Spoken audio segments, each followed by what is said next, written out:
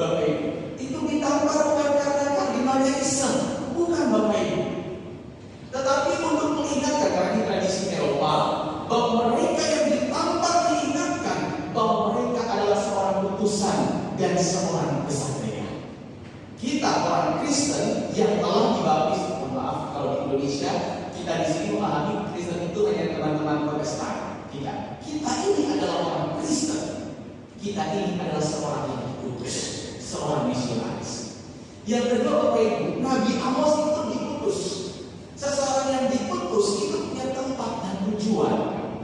Nah, di mana tempat perutusan kita? Sesuai dengan panggilan dan pelayanan Anda. Sebagai seorang imam, saya diutus untuk melayani sakrament-sakrament dan bagi Bapak Ibu supaya ada di sini. Bagi Anda yang menjalani hidup berkeluarga, seorang istri diutus bagi suami. Seorang suami diutus bagi istri. Dan jika mereka dikaruniai anak, maka mereka juga diutus untuk melayani anak-anaknya, dan anak diutus untuk menghormati orang tua.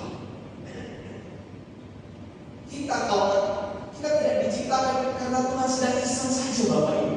Kita diciptakan karena punya perutusan, dan perutusan kita jelas. Dan yang ketiga, itu poin yang kedua. Yang ketiga adalah kalau kita seseorang yang diutus dan tujuan kita jelas, tapi kita paham Bapak Ibu, kadang-kadang sebagai imam pun saya punya kelemahan, punya banyak tantangan. Anda yang berkeluarga ataupun tidak berkeluarga, Anda pasti punya jatuh bangun dalam perjalanan kehidupan ini. Yang punya keluarga dan berkeluarga, sebagai seorang suami, pasti Anda punya tantangan, atau dalam bilang itulah salib. Seseorang yang diutus pasti ada tantangan. Dan dalam bacaan Injil dikatakan dengan sangat indah bagi kita semua. Jangan bawa ini, jangan bawa itu. Maksudnya apa? Kita percaya kepada Tuhan saja. Bapak Ibu, mungkin dalam perjalanan perutusan kita mungkin lelah, capek, penuh tantangan. Tapi ingat, kita mengandalkan Tuhan. Itu yang ketiga. Yang pertama, ingat bahwa kita adalah seseorang yang diutus. Yang kedua, kita ini punya utusan dan jelas tugas keputusan kita. Pun bagi mereka yang belum menikah atau akhirnya memutuskan untuk tidak menikah seperti saya.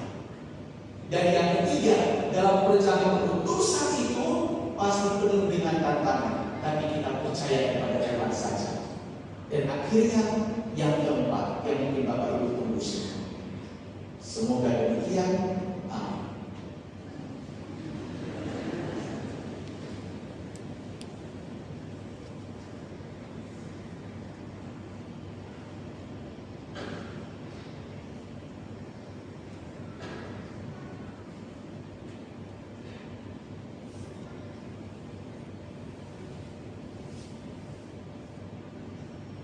Mari kita ingin mengakui